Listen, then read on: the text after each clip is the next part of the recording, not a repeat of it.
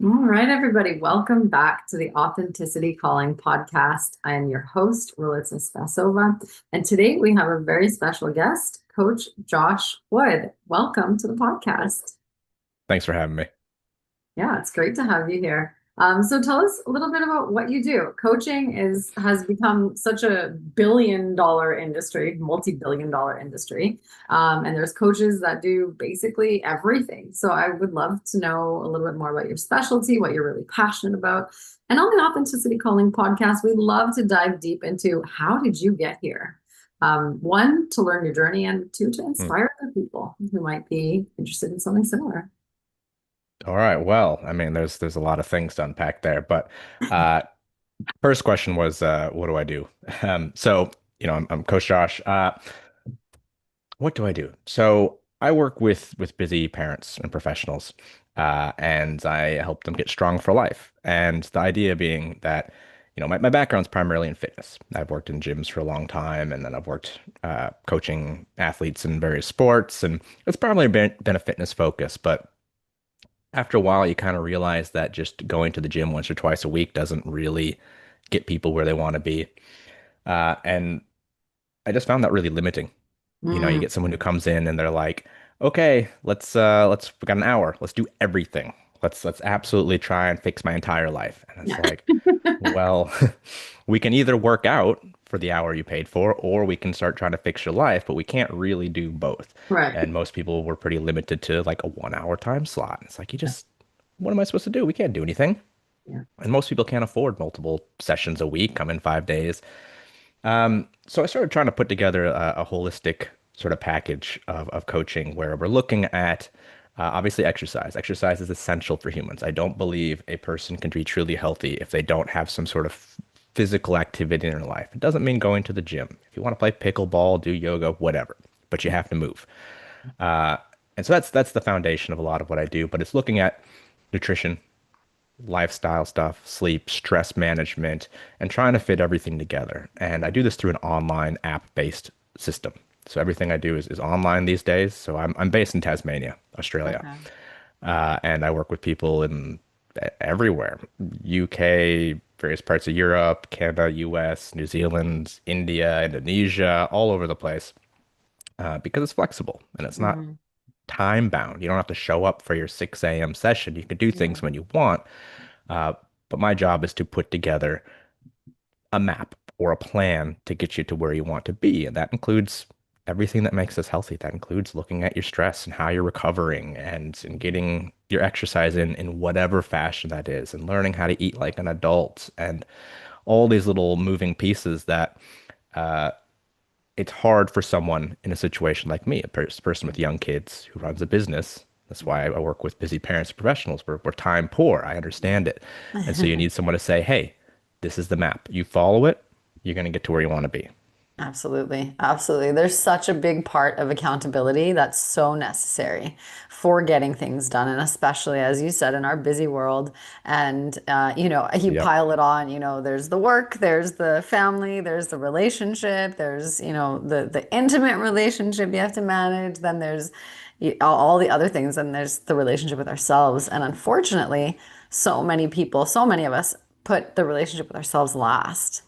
And unfortunately, that means that Yeah, everything around us is getting little parts of our leftovers. So I that's absolutely right. love that you do what you do. And also the method in which you do it, where as a busy parent, my free time is usually between 8 and 10 p.m. So if I Yeah, think about same. going to the gym, and my gym's closed at that time, right? Like my Yep. gym's not open at that time. And so it's really frustrating. And it's something that I have to then have childcare to get out of my house. So I can't leave him at that time. First thing in the morning doesn't work. Then there's school, then there's all the other things. So I absolutely love that you offer it as an online option, and really flexible with time. That way, it's kind of like a no excuse type of situation. Exactly. Exactly. And all those things that you mentioned, everything outside of just survival takes willpower. Everything Hmm. takes effort, and it takes thought, and it takes willpower. And you use that up and don't Hmm. have any left for yourself. That's right. And having Absolutely. someone outside your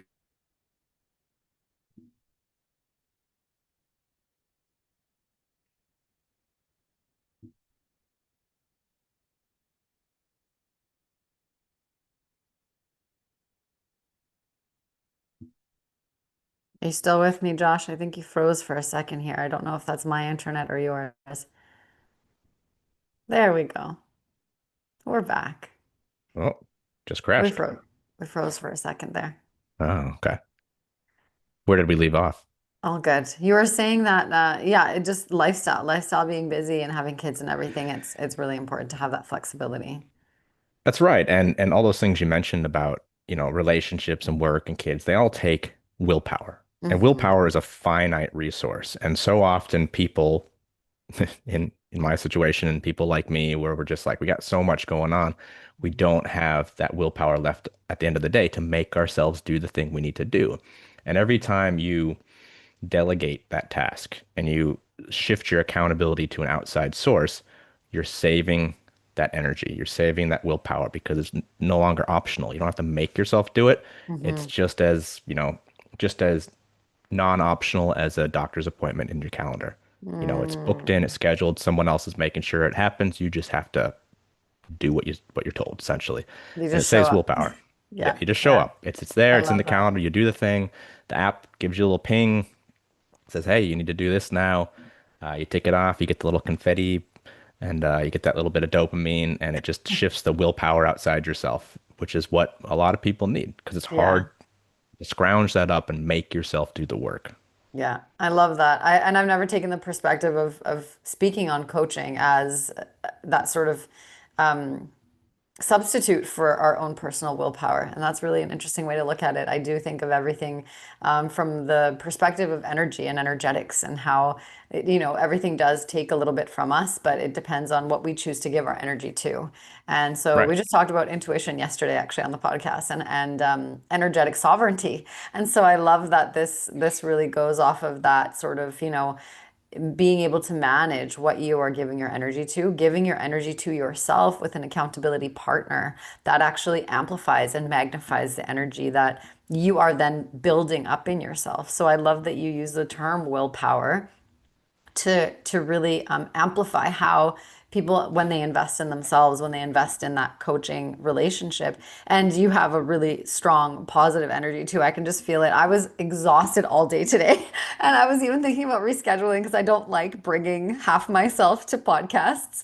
But then I was like, you know what, this is going to be good. You're just going to dive in, and already I can feel your energy coming through the screen. And so yeah, I just such a beautiful way to show up for people that have trouble showing up for themselves at the end of the day. So yeah, thank you for the work that you Well, do. well, I mean, you nailed it there. It's hard to show up for yourself at the end of the day Yeah, because you got nothing left. You've given it all. 8 yeah, o'clock at night, and I'm fried.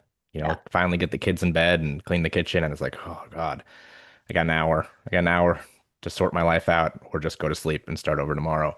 right. And the more we can take that need that because again it's willpower power it's an energy and as soon as we can offload that or delegate it to an external source Hmm. we save that little bit for ourselves. Hmm. Yeah, love that. You said something earlier that made me smile. Eating like an adult. Can you say more about that? Yeah, that's kind of something I harp on a lot about. I did a TEDx talk about it last year, um, called Six Habits to Eat Like an Adult. And it's really about accountability again. It's really about taking responsibility and ownership of your actions because the whole premise is in life, the difference between an adult and a child is essentially an adult understands that the future they want is created by the decisions they make today. If you Mhm. want something to happen in the future for you, if you want money in your bank account, you got to put money aside. You have to make a decision now to change the future.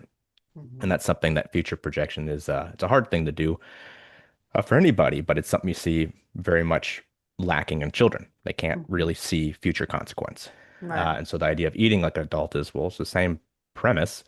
If you want to see something change in your life, if you want to be healthier, if you want to be leaner, more active, feel better, like what you see in the mirror, well, you need to make decisions around how you eat now. But Mhm. more so, and the topic of my talk was less about the individual and more about how you are teaching the next generation to interact with food. Mm. Mm. It's very much about our personal relationship to food, modeling that for our children. That's so beautiful. And it's unfortunate everywhere you go and you see a kid's meal. Most kids' meals have literally almost no nutrition. They're the worst. They're They're like, oh, cool. disgusting. Here's it's kids' meals. Like, there's all these things for adults, and then kids get garbage. Yes. Yeah. Yeah, it's terrible. So I like eating like an adult and then modeling that because kids do. They learn from neural mirroring. And so if we're exhausted at the end of the day shoving garbage into our mouth, guess what they're going to end up doing? The exact same thing, right? You can Yeah, exactly. do what I say, And not what I do as much as you want, but that's it right. just It doesn't doesn't work work. that way. It doesn't work. You have to do what you're supposed to do so they can do what you do. That's right. And I kind of the whole topic sort of came about when I was looking at some of the literature early last year, and it was like, Mhm. there's obesity has taken over hunger as far as Mhm. world health risks. So Wow. there is a billion people worldwide that are obese. That's more people than there are starving by a long shot. And the number of kids under 5 who are overweight or obese is around 37 million kids worldwide. Wow. It's wild. And kids only eat what they're given. They only eat what they Exactly. see. Yeah. And it's just such a wild thing to think about. And I was like, well, hmm where's the missing link? Well, it's who's raising the kids. hmm Yeah, and not just obesity. I mean, that leads to and correlates with so many chronic diseases, with So respiratory many. disease, with, as we know, diabetes. That's an obvious one, but I Yeah. think that's something that we really need to consider and think about. And yeah, unfortunately, a lot and I'm kind of stepping in fire here, but a lot of the pharmaceutical industries actually own the food industry as well. Oh They yeah. will feed you what will create the disease that will heal you by their medicine, although it's not healing, it's really disease maintenance. So, Yeah, it's just um, it's just how they make their money. yeah, Um, yeah. but yeah, you're right. It's we think of obesity as an isolated thing, but it's it's high blood pressure, it's cardiovascular disease, it's kidney disease, it's Mhm, diabetes, mhm, it's a host of cancers that you only find associated with obesity, like so many things. And we kind of mhm. separate them, but we're not all these little individual parts were a composite. And it's the same with lifestyle and disease, and it's all interrelated and it's all connected, and it's never just one thing.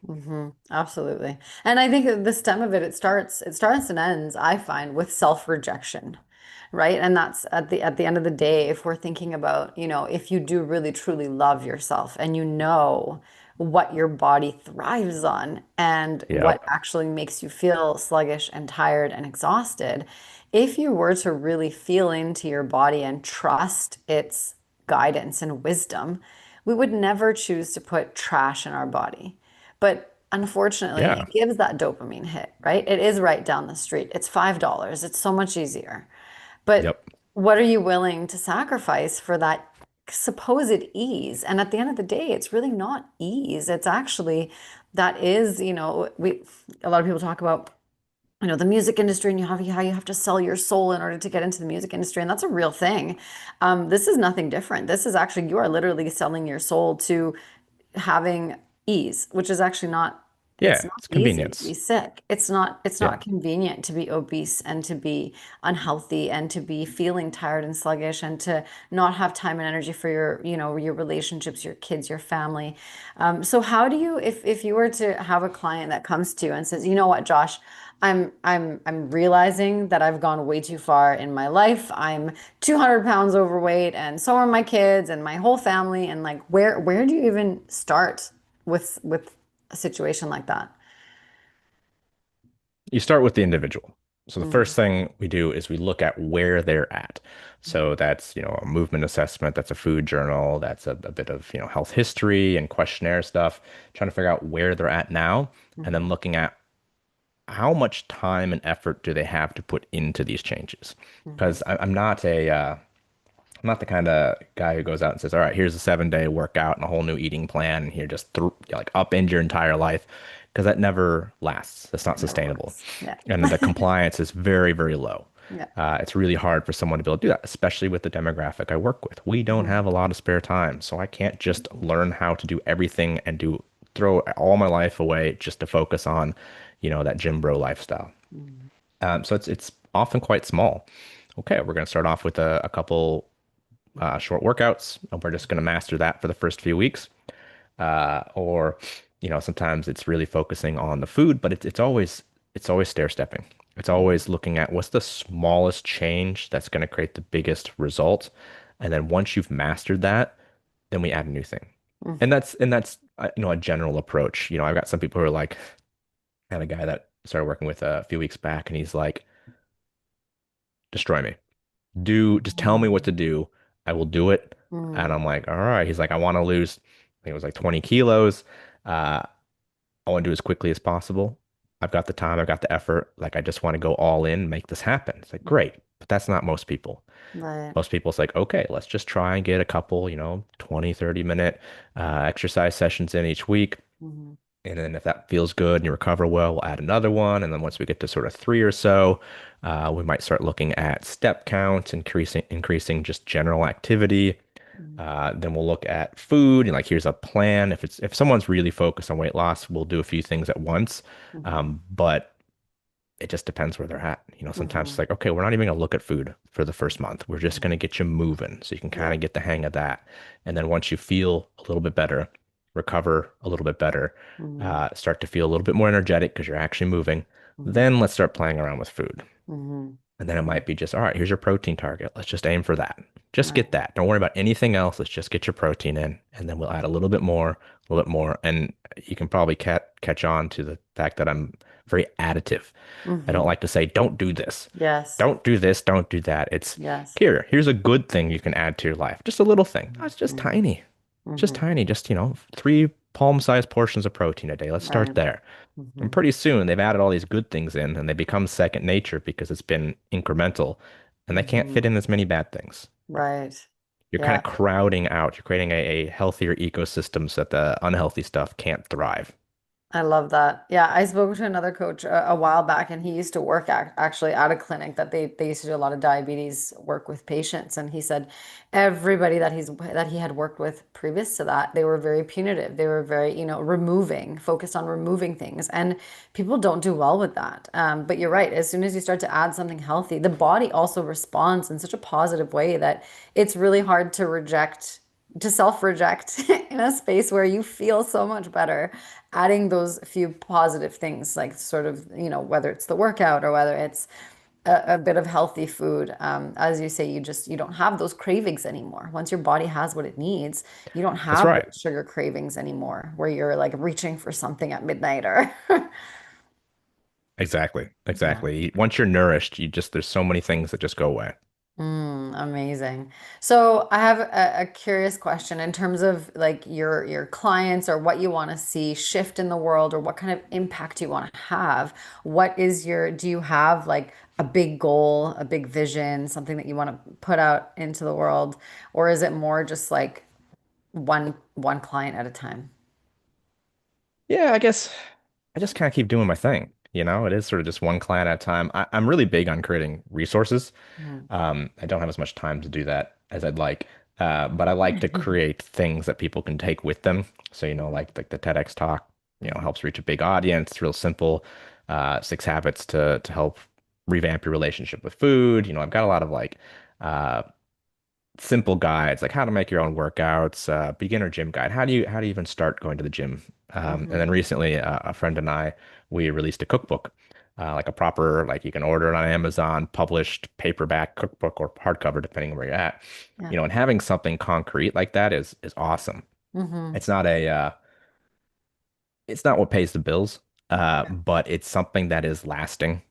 Mhm. It's something that people can take and it can remind them of what they need to be focusing on and they can always go back to. So I really like creating resources and having those out there. Mhm. Um, but the day to day is just like, all right, here's one more person to help. The Yes. number of times people are like, I never had hope. Mhm. And then I finally got my life on track and I feel good and I look good and I want to tell everybody and I feel amazing. And every time I hear that, I'm like, okay, all right, this is what I do. This is Yes. this is what I'm gonna keep doing. As long as Yes. I can keep doing it. I love that. So then maybe the vision or the impact that you're putting out there is helping people to feel amazing. Yeah. It's a big one. Yeah. That's a Just pretty huge one. person by person. Yeah, no, that's awesome because that's I think our world could use a little more of that feeling amazing. every day. So thank you for sharing that. And so I'm really curious, how did you get into doing what you do? Was that something you always knew you wanted to do? I think you said that you used to be in sort of that physical, the exercise space, and then you realized that a lot of people were needing actually a lot more support on the coaching side. But how Yeah. did you, yeah, like what was that, what did that journey look like for you? When did you realize that this was a gift that you had? What was the aha moment where you were like, aha, this is actually what I'm meant to be doing in the world? I'm not sure I had an aha moment. I've always been a problem solver, Mm, to the irritation of my wife. I'm always trying to fix things. It's always like, here's a problem. Oh, here's a solution. yeah. And I've always kind of just followed that path. You know, when I was in high school, I worked on computers. I Hmm. built computers. That was like, I just was a nerd. And then I started getting into combat sports, and MMA and jiu-jitsu and things like that. And then I followed that path, and I was like, bodies are interesting. I want to know more about how they work and how to fix them. And so my first big career was massage. I ran a massage clinic, and I taught that for 6 or 7 years in Melbourne at a massage school. And I just kind of kept stacking like solutions to problems Mm, until I finally arrived. Maybe there was a bit of aha moment in at university. My undergrad was health science, and it was a major in nutritional Chinese medicine. And so I did a mm, lot of clinical time, acupuncture, herbalism. We use nutritional therapies in that, movement, massage. And I was sitting here in the student clinic, and I kept seeing all these people who they're like, I don't want to have to take pills for the rest of my life. I don't want to have to get involved with Western medicine. So I want to come in here every week, and you're going to give me herbal pills, and you're going to solve all my problems.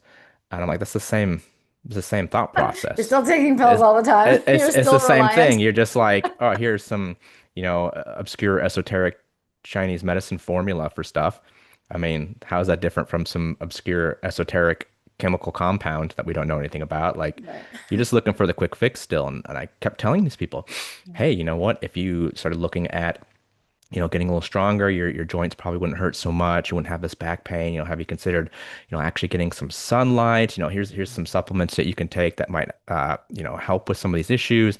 And time and again, people are just like, yeah, I'm not going to do that. I I want the just want quick to come fix. in. I Yeah. want the quick fix, Yeah. but not the quick fix. And I'm just like, Right. okay, this is not the space. And I was simultaneously working in a gym, and I realized that the people in that space are coming in to do the work to better their lives.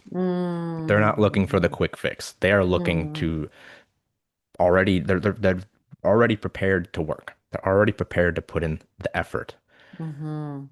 And like that was like, oh, okay, yeah, I'm not for clinical work. I'm not here to be a band-aid and have no one listen to uh my lifestyle advice. If I stick to Mm, the gym stuff, if I stick to the fitness space, mm, people are willing to do the work in that space. So I needed people mm. at that stage. And then that's kind of when I went all in, and then slowly transitioned from in-person sessions to, the online coaching space. Because again, like you're just so limited as well with the in-person. So you get an hour, maybe two, Mhm. and it's just not enough. You need to be in someone's pocket every day of the week. Yeah, And having an online coaching uh, system allows me to do that. I'm in your pocket every day. We can that's actually right. start making those small incremental changes over time, and you can have that support and that accountability. Uh, and so maybe that was my aha moment when I was tired of people not listening to the things that could solve their problems Yeah. because they didn't want to do any work. They You didn't also want to don't have sit in the follow-up. sun. Right, but you also That's don't have right. follow-up with them that way. Yeah. It's whenever they come in. Yeah. And I was just like, nah, nah, this isn't for me. We need Mm, something better. I love that. And so, do you sell packages of like 3 month, 6 month, year-long containers, or how does that work? Yeah, everything starts off with 12 weeks. Awesome. I've kind of sort of dialed in on like you need 3-ish months to Yeah. really start putting things together and get some momentum. Mm-hmm. And at the 3 months, like that's the only package I sell. It's 12 Yeah. weeks. 12 weeks. If you get to the 12 weeks and you want to keep going, we can go on a week to week, and that just continues until you don't want to. Mm-hmm. But it's like you have to give me 12 weeks of dedication. Awesome. Can After you that, talk you should about have some. that? Yeah, could you talk a little bit about what happens in those 12 weeks? Because I just had this conversation with a client who said, I can't continue. I really need to pause. There's all these things coming up. I said, yes, things will come up. That's why we have a Yeah, container. that's the whole That's point. the point. Yeah. Yeah, and that's the thing. It's like it requires that commitment. It's like Hmm. obviously that's a little bit more upfront and it takes a little bit more courage to buckle in and say, okay, 12 weeks. Um, but I think that's what it takes. So many people, so many coaches I know, they're like, oh, we're gonna do, 1, 2 weeks free sessions, little things. And it's like, that's why I don't do one-on-one like trial sessions. I don't in the gym, I don't sell a one package. It's Right. like, no, you have to commit because there's Yeah. zero point in you coming in and we'll spend the first few sessions just figuring out who you are and what you like to do and what's best for you. Yeah. One session doesn't do that. That first session is just figuring things out, seeing how you move before I even Hmm. put a prescription together on programming. Hmm. And so the 12 weeks, it sort of starts out with a week of what I call onboarding. Hmm. A lot of figuring out who you are, what your life's like, where we can Hmm. fit stuff in, what's important, what are your movement habits, what's your eating like. And then the second week is where we start sort of building the systems out. And again, it depends on the person. Every once in a while, someone will come in and they'll be like, all right, I want to hit this hard. I want to put as much effort in as I can and really just hit the ground running. And then, 1 or 2 weeks in, they're like, oh, yeah, I can't. Hmm. I actually That's can't too do it much. this I way. took on too Yeah. much. It's like, okay, Yeah. okay, listen, you said Yeah. you wanted to do this. That's what we're doing. But obviously, this isn't working. And the most important thing is something that you can keep doing. So we'll tone it back. Hmm. Hmm. Uh, but the first week's onboarding, and then the first probably 3 to 4 weeks is really just like what I call stage two, where we're just a lot of back and forth. Hmm. You're doing stuff, you're sending me videos and comments, and I'm coming back with videos and comments, and we're just trying to figure out what's working best, what's not, and how we can streamline things. And then sort of from weeks 4 to 8 is really where you start to get some momentum. Hmm. Like, okay, you understand the systems. You understand what I'm Hmm. saying. You understand how Hmm. not to hurt yourself. You Hmm. understand what I'm looking for and how to report back. And, you're starting to build those systems and gain some momentum. Hmm. And then by about, weeks 8 to 12, you should have some good understanding of the systems and the programs and how to keep doing it on your own if you wanted to. Hmm. The hardest thing for people is, obviously without some experience, progressing stuff and Hmm. creating variations to keep it interesting and keep the stimulus fresh is hard, which Hmm. is, Hmm. that's why we have professionals for that. That's But right. by about week 12, you should have a good idea of like how it's all scheduled across the week, what works best for you, how to keep it going. But it really starts with figuring out baselines. Where are you at? Where do we Yeah. need to get to? Yeah. Spend some time figuring out how to get you going, how to schedule it into your life, and then start building that momentum. And really, it's 8 to 12 weeks is where you start to actually build some momentum, as long as life doesn't get too crazy.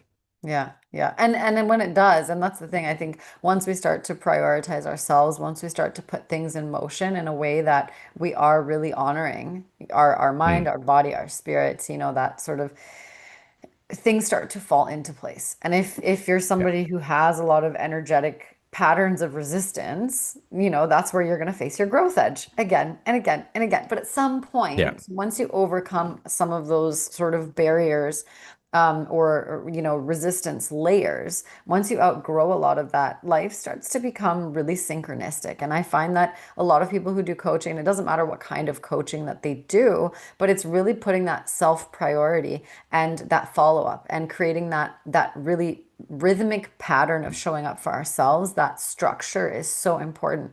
I talk a lot about the divine feminine and the divine masculine, and how so much of our world right now, we're so hyper focused on doing, doing, doing all the time. We don't actually ever sit back to be, to feel, to really deepen into our intuition, to connect with our bodies. And so it sounds like a lot of what you do, although it is very structured and sort of regimented, it is flexible in that, yeah. you can schedule whenever. It seems high touch point, so you get that support Very high touch point. constantly, and that's really important, I think, for any kind of change. And a lot of people try to do these sort of like self-paced programs. I'm battling with myself. I've been battling with myself for about a year to create an online self-paced program called Authenticity Calling. And the big piece for me is I know that I don't do well with self-paced. So why would I recommend it for someone else? But I do know other people, they do like to Does go at work for their own some. pace. Yeah. It does work for some. And to have a monthly call to bring people together and to really, for that accountability, for that community, I think for me is really Yeah. important. So I imagine that when people start working with you, they also start to see how, as they focus on this one thing, all of the other things start to shift. I often talk to clients about, it Bingo. doesn't really matter where on the wheel of life you start, as long as you start somewhere, all the other Yeah. things will start to shift as well, because it's an energetic commitment that you're making to the way that you are doing things in life, and that will ripple into everything in your life. Yes, exactly, exactly. And this is what I tell clients when they're starting to feel overwhelmed and life's just throwing them all the stuff. Mhm. I just say, look, like, doesn't matter where you're at, just take one thing Yes. and control it. Pick Yes. one thing that you can control, and Yeah. usually it's yourself. Yeah. So it's like, okay, I'm gonna make sure I have a good breakfast. Mm. It's like, okay, I'm gonna get to bed on time. Yeah. All right, I'm gonna do a little bit of mobility work, whatever it is. But Yeah. every time you feel overwhelmed, the solution is just to take one thing and control it. Mhm. And you'll Mhm. find very quickly that all of a sudden you can take more and more control of what you can control. And then life Mhm. starts to fall back into place. Mhm. Mhm. I just saw the book yesterday on my dashboard. My partner, we were just getting out to go to the gym, and I saw this book, and I said, "What was the name of that book?"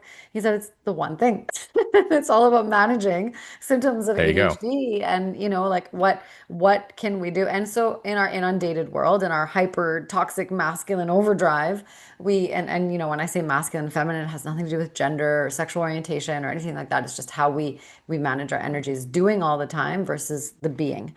And Mm, so, yeah, when we're constantly just go, go, go, we have a million tasks at any given time.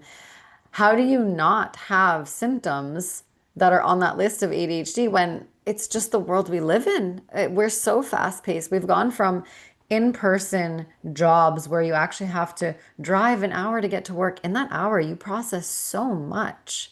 mm, We don't have that anymore. Now it's out of bed, drop the kids straight to the computer. And then it's just yeah. back to back to back meetings without even a break to go to the bathroom. You have to excuse yourself at some point or mute and turn your camera off to use the restroom. And then you come Yeah. back, and maybe you scheduled a lunch if you're lucky. But we've turned our world into such a hyper productive pattern of life events that it's really not human. We're not living a human existence. And now we have Yeah. AI, which is 100%. helping us to be even more productive and outsource our creativity, which I'm so Yeah. concerned about. Because I'm like, everything that you create from within, now you're outsourcing to AI, which is telling you that you're never good enough because it's always going to come up with something that sounds better, right? That has more research, that's more well-rounded. And so, yeah, it's really important to get back to ourselves and get back in touch with ourselves. So I love that you do what you do and the way that you do it, that one thing at a time, slow implementation, let's make it work for you. And I also love that when you get those ambitious people, you don't try to talk them down. You're like, great, Let's do 20 things. And then Yeah. if it doesn't work, then we'll tone it down. I really appreciate Yeah. that. I actually hired a coach myself for fitness, and I said, I would really love to do one of those competitions before I'm 40, and I'm still 38. We started this was a year or two ago, and she said, I said, in the next 6 months, I want to be at least on that path of competition readiness. And she kind of looked, and based on where I was at the time, I had, been in this online business career. I love working out. My body snaps back super fast. I generally eat pretty healthy, anyways. And the resistance she had on committing to that goal with me really pulled me back. And I didn't do anything while I was coaching with her. And I don't know if you know the Mm, the Pygmalion effect, but I talk about this all the time with clinicians.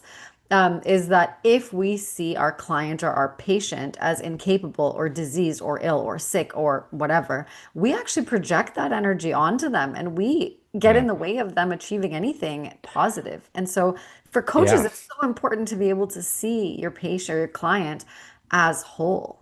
There's nothing broken, there's nothing wrong with you. Sure, there's a few changes you need to make in your life, and we'll do them together. But like, you really need to be able to see that person as fully capable of achieving the goal that they want to achieve. And because she didn't hold that, there was just something in me that was like, if you're my coach and you don't believe in me, then why should I believe in me? And it was again Yeah. that external validation, which we should never do. And I know that as a coach, but as a client, I was in Yeah. that space where I really needed someone to light the fire and boost me up in that moment to believe in myself. And so I love that you have that relationship with your clients. I can tell from your energy. It's assuming a little bit. Maybe I'm projecting a little bit of that assumption.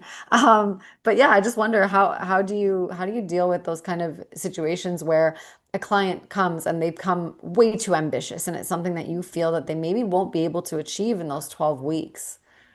Honestly, the best solution is letting them learn that lesson on their own. Mm, So you just kind of go, okay, if that's what you want to do, I'm gonna do it. And I'm like, this is everything you have to do. And then pretty quickly they either do it or they go, I can't do that.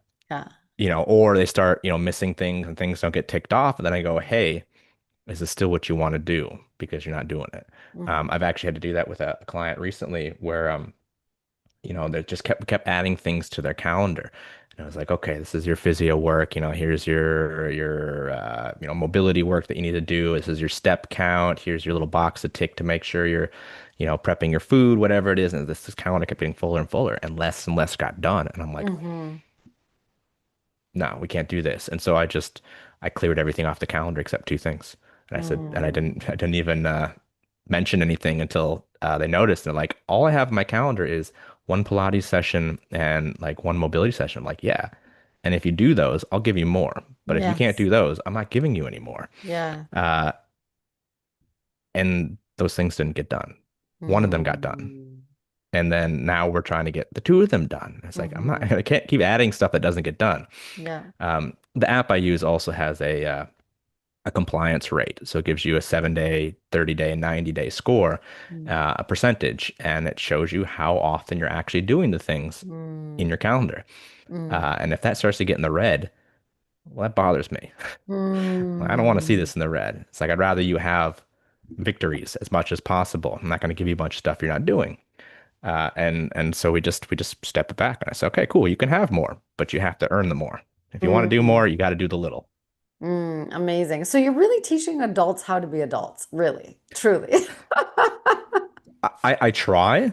Uh, Yeah. I don't think I would word it that way to Yeah. people Yeah. because that that verges on offensive. Yeah. It's like, hey, listen, I know you live like a child. I can help you with that. It's not going to Yeah. sell. Yeah. Yeah. Well, it's the But truth, but yes, but I hear but you. Not very marketable. that might be the unsaid secret. Yeah, and But that's it comes back awesome. to responsibility, taking responsibility for your actions to create the future that you want. Yeah, absolutely. And prioritizing what's important to us, right? And I think that's a lot of times we just get stuck in the haze. We get stuck in the doing. I call it zombie mode. I'm like, hey, zombie, snap out of it, right? Because we Mm, do. We just get into our routine, whatever that healthy or yeah. unhealthy, whatever we want to judge it, forget about the judgment, but just it is. We're routine creatures.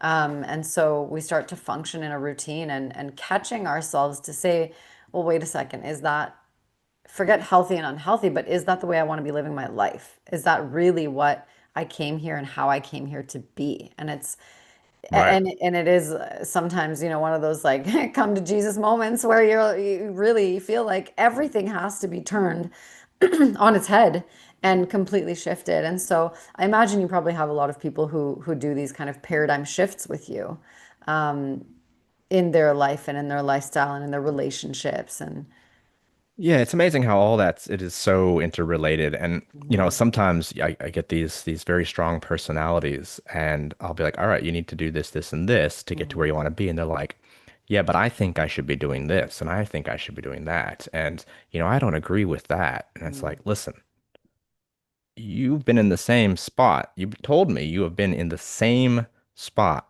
for 20 plus years. Mhm.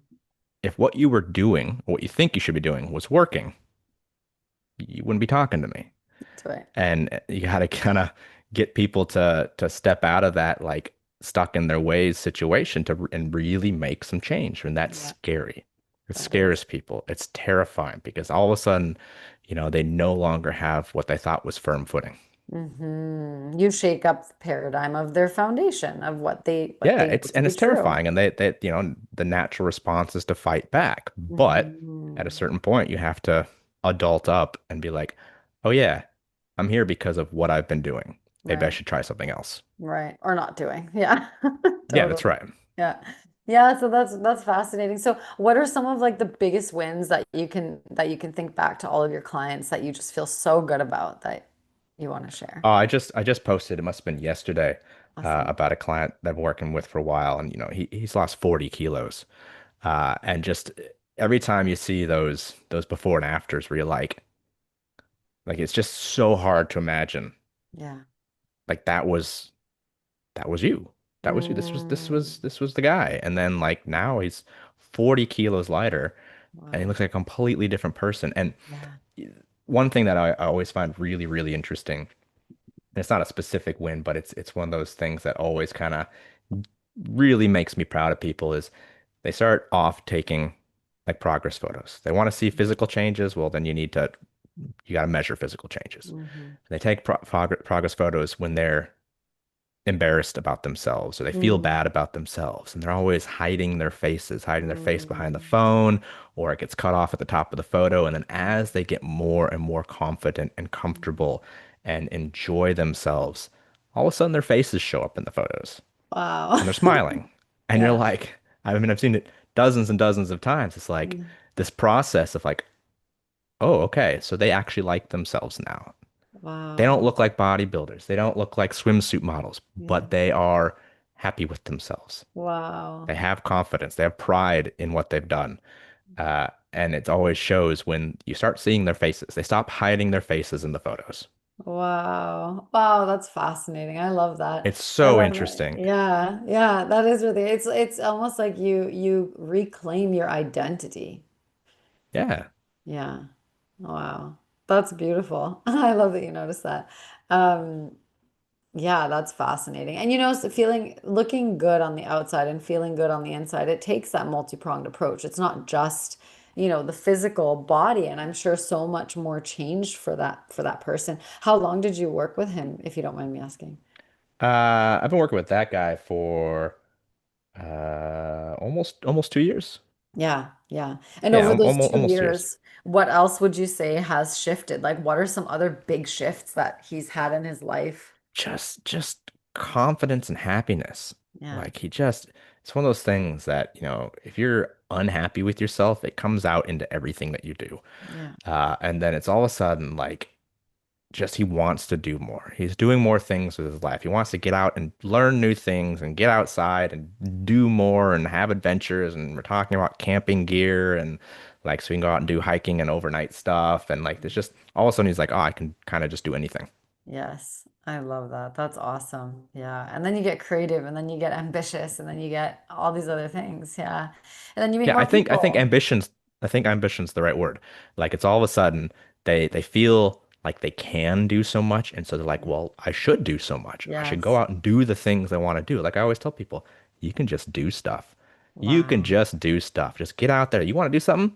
Then do it. If you can't do it right now, figure out how to do it in the future, but you can just do stuff. And Yeah. that mentality really clicks once they've sort of taken control of themselves and their Mm. lives and started building the future they want. And then the faces show up in the photos, and then all of a sudden they're like, oh, you're right. I can just do stuff. Look what I just did. Yeah. I Wow. undid 20 plus years of bad habits. I can do anything. Yes. Ugh, I love that. I'm such a human potential junkie. So unlocking ambition. I have never spoken to anyone that has said, I unlock people's ambition. That's a big one. And I don't know if you market it that way, but I really think you should. Listen. I don't. I'm not doing anything. I'm just pointing them in the right direction. They do the work, and then when they see that they can You're do right. the work, when they see they can do the work, they're all of a sudden like, oh, I can just do things. Look at what Amazing. I did. That's And that's amazing. something I always talk about with folks too is, confidence. That Hmm. confidence, we talk about it. We're a similar age. You probably heard it growing up all the time about, just be confident, just be Yeah. confident, Yeah. just be confident. And Yeah. that's not a real thing. You No. have to prove your competence to Yes. yourself to develop that confidence. And Yes. this is, I work in the physical domain, and that's one area that people will develop competence. Look what I can do with myself. Look what I'm That's right. capable of. Now, let's figure out what else I can do. Yes. And it takes time and repetition. People, it's never just a before and after. It didn't happen Oh, overnight. it takes ages. Like ages. Takes a some people faster, some people slower, but it's like Yeah. if you stay the course, you will get there. Yes. Do it Guarantee it. scared. Do it anyways. Just That's do it. right. Just do the thing. Exactly. Yeah. I love that. Thank you for sharing. Thank you for all of the wisdom that you shared too and the knowledge and just kind of talking a little bit what you do and how you got there. If there's something you want to leave our audience with, first of all, how can they find you? And then I know you Uh, said you're Coach Josh yep. Wood everywhere. Yep. Everywhere. So that's where they can find you. I'm wondering if you don't mind Yep. dropping the link. You can send it to me via email and I'll Yep. attach it to the show notes. But for the TED Talk, I think that'd be really awesome to share. Yes. Yeah. I'll send that. It's, Because yeah, I you've mean, mentioned it a few you can times. search 6 Habits to Eat Like an Adult TEDx or Eat Like an Adult TEDx or TEDx Hobart, Josh Wood TEDx. I'll show up. If you search anywhere for Coach Josh Wood, I'm pretty much ever. I'm most active on Instagram. Okay, Um, awesome. and I'm just gonna do a little shout out here because I just put out a cookbook about 3 weeks ago, and I want everyone to find that. It's called Macro Masala. It's a nutrient focused take on traditional Indian flavors. So it's all Okay. Indian recipes that a friend of mine who is a chef who trained in India, we put together, trying to make one of the more delicious cuisines, also as healthy as possible. That's actually really interesting. We have a really big South Asian population in one of the communities that I support Right. in my 9 to 5 role, and a lot of the conversations around chronic disease and all that are from the diet. So that's fascinating that you've taken this approach and you've made this cookbook. That's amazing. So anybody that's listening right now, go ahead and get your cookbook. What is it? The name again? Macro Masala. Macro Masala. I love that. That's such a creative name too. Well, thank you so much, Coach Josh Wood, for being on the Thank podcast, you. for sharing all of this intuitive and also very structured, very strategic support for people that really, really need it. And in a way, you said time poor. It's a conversation we have all the time. I don't have enough time. Hmm. But if you slow down and just do one thing, it just takes one thing and a commitment to yourself and dedication, 12 weeks, and you will see changes. That is 100% Guaranteed. promised. Guaranteed. Love it. Guaranteed. Is there one pearl that you want to leave our audience with? Honestly, you can just do things. It's just- Love it. Leave on a high note of ambition. Let's do things. Yeah. Thank you so much. It was such an honor to have you on the podcast.